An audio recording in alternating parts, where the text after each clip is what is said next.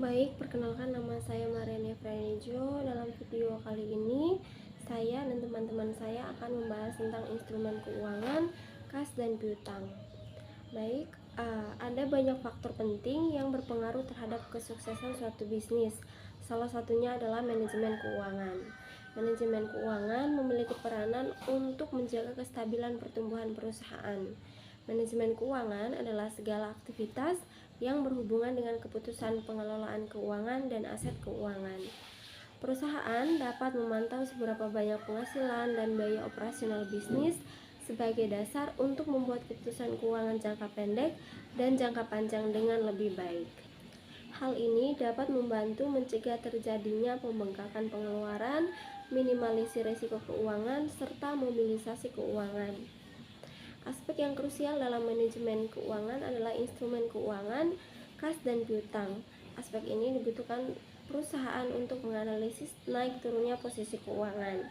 Maka dari itu, perusahaan harus memahami konsep dasar instrumen keuangan dan aset keuangan. Baik, yang pertama adalah instrumen keuangan. Instrumen keuangan adalah aset yang dapat diperdagangkan dalam bentuk apapun, baik kas, bukti kepemilikan dalam suatu identitas, atau hak kontraktual untuk menerima atau memberikan uang tunai atau instrumen keuangan lainnya seperti cek, pinjaman, dan reksadana. Financial instrument menurut IAS atau International Accounting Standard 32 merupakan kontrak yang mengakibatkan timbulnya aset keuangan bagi suatu entitas dan kewajiban keuangan atau instrumen ekuitas bagi entitas lainnya.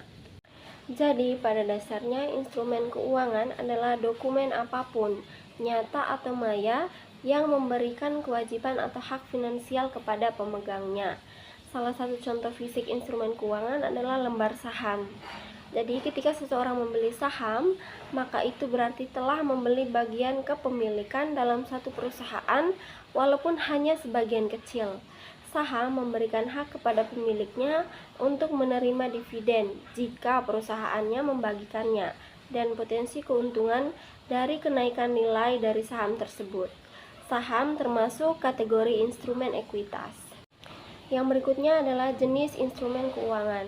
Instrumen keuangan dapat dibagi menjadi dua jenis, yaitu instrumen tunai dan instrumen derivatif.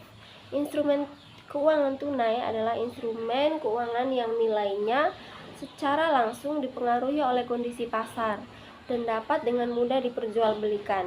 Contohnya adalah saham dan obligasi. Instrumen keuangan tunai juga dapat berupa simpanan dan pinjaman yang disetujui oleh peminjam dan pemberi pinjaman.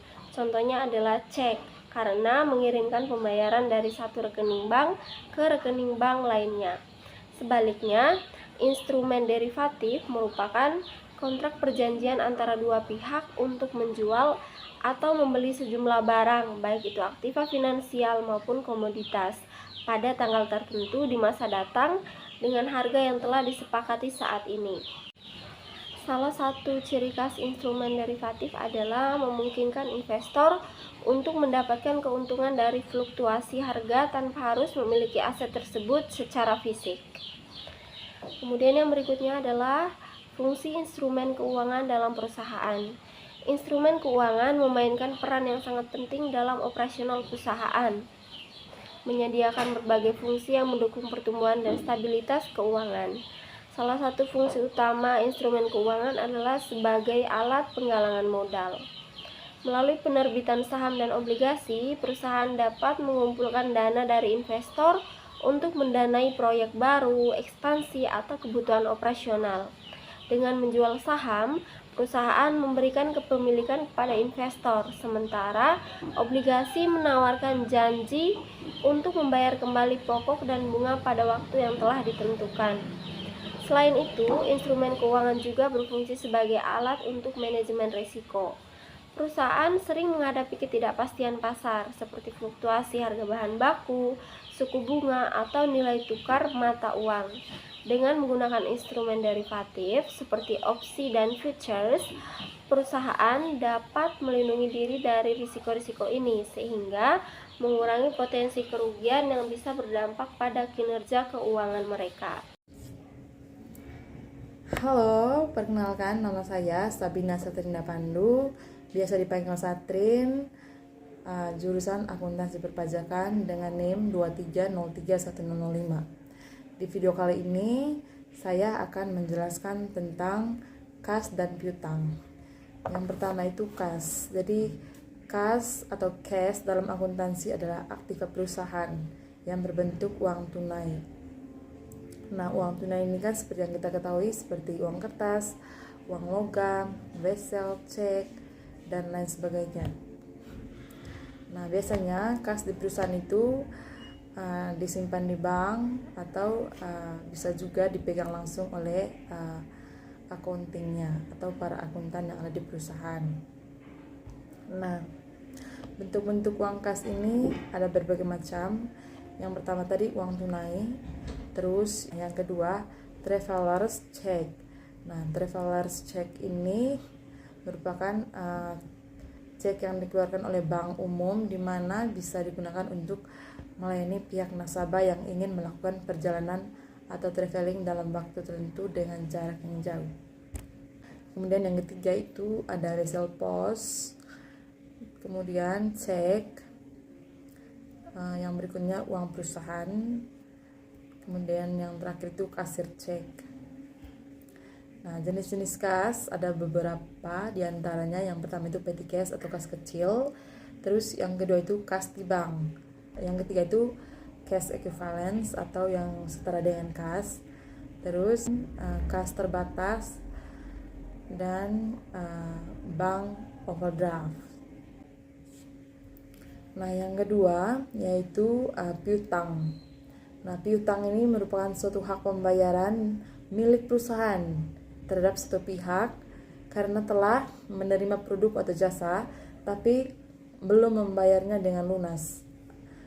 Piutang ini biasa disebut dengan istilah account receivable.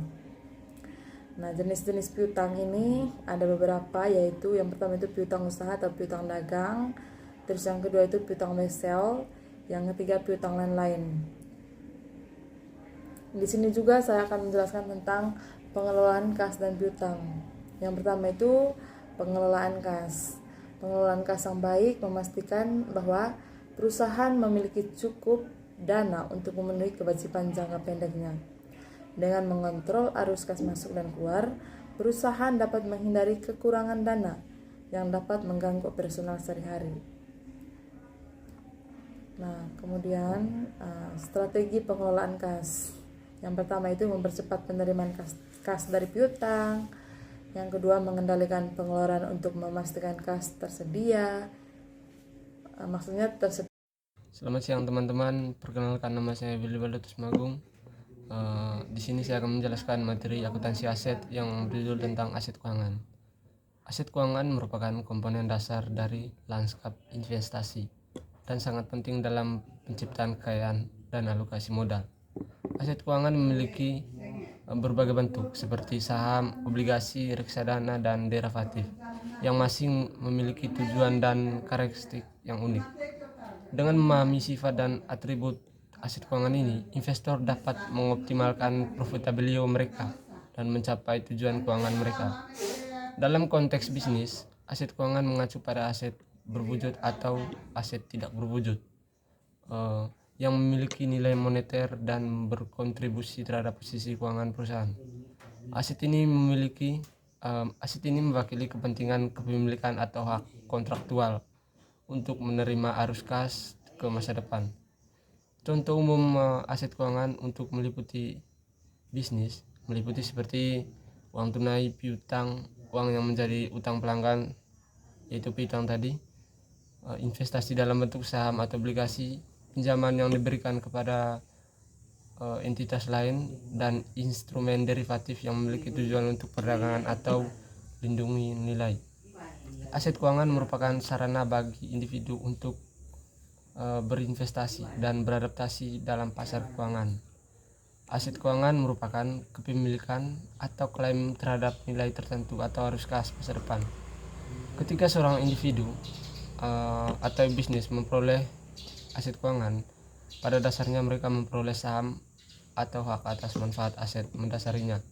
Misalnya saat membeli saham, individu menjadi pemilik sebagian perusahaan dan berpotensi memperoleh laba melalui apresiasi modal dan dividen.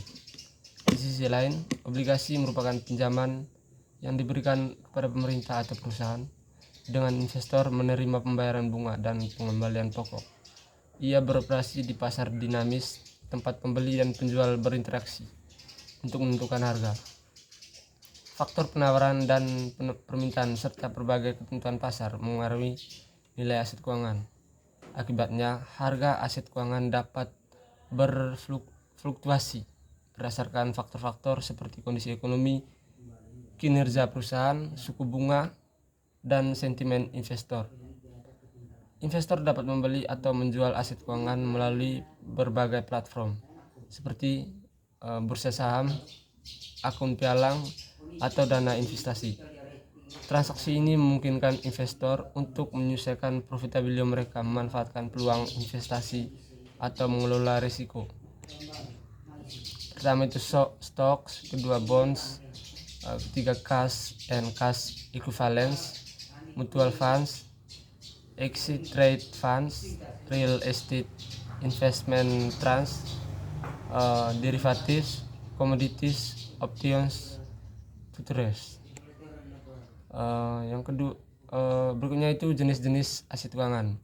Yang pertama itu saham, kedua itu obligasi, ketiga kas dan setara kas, yang keempat reksadana, yang kelima dana yang diperdagangkan di bursa efek atau ETF, yang keenam itu dana investasi real estate atau REIT,